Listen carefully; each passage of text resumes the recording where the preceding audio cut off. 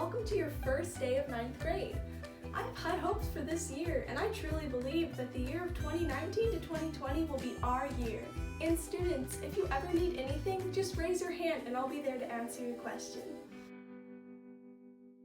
Nope, wasn't our year for education, was it? Hello class, I'm on my 5th cup of coffee today. As you all probably know, it's the last day of school. The last couple weeks haven't been very traditional, and neither is this last day either. So I've decided to go casual today.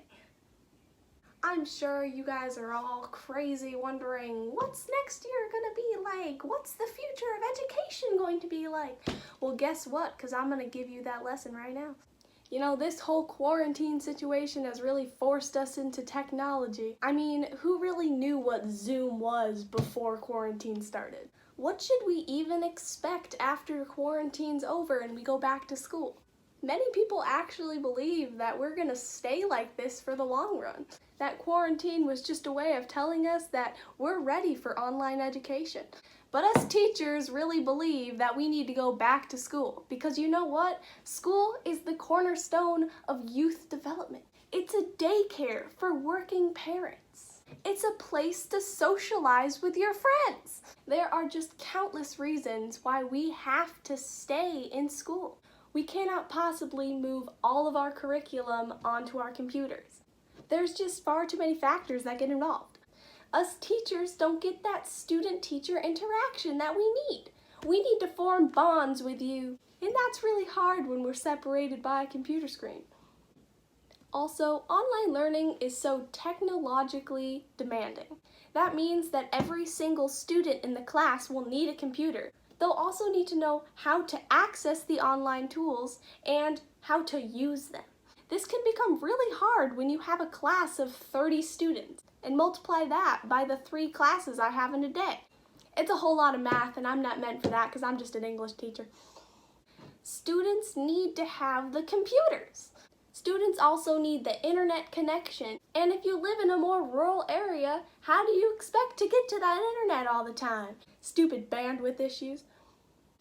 And I'm sure as you guys have all experienced, it's extremely hard to ask questions through a computer screen, especially for a video like this when you can't ask me questions directly. You'll have to email me your questions, and I can't guarantee I'm going to get back to you right away. Of course, like always, there's things we can do to fix these issues. For example, for those students who don't have computers at home, the government could lend computers to all of the students, and then everyone could follow along with the curriculum. However, that is a very expensive process, and you can't guarantee those computers are going to make it home safely. I know it may be hard to believe, but you students need discipline.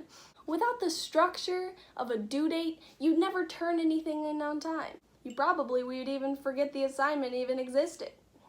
You'd never know when class started and when class ended. And when you're learning online, you don't have any of those. Now, there is a simple solution to how we can fix that. Parents could just simply homeschool their children. The students can be safe away from the school environment, but still get the structure they need to learn. However, like I mentioned before, parents work. Even if they are stuck at home with you, they still have calls, meetings, and assignments of their own.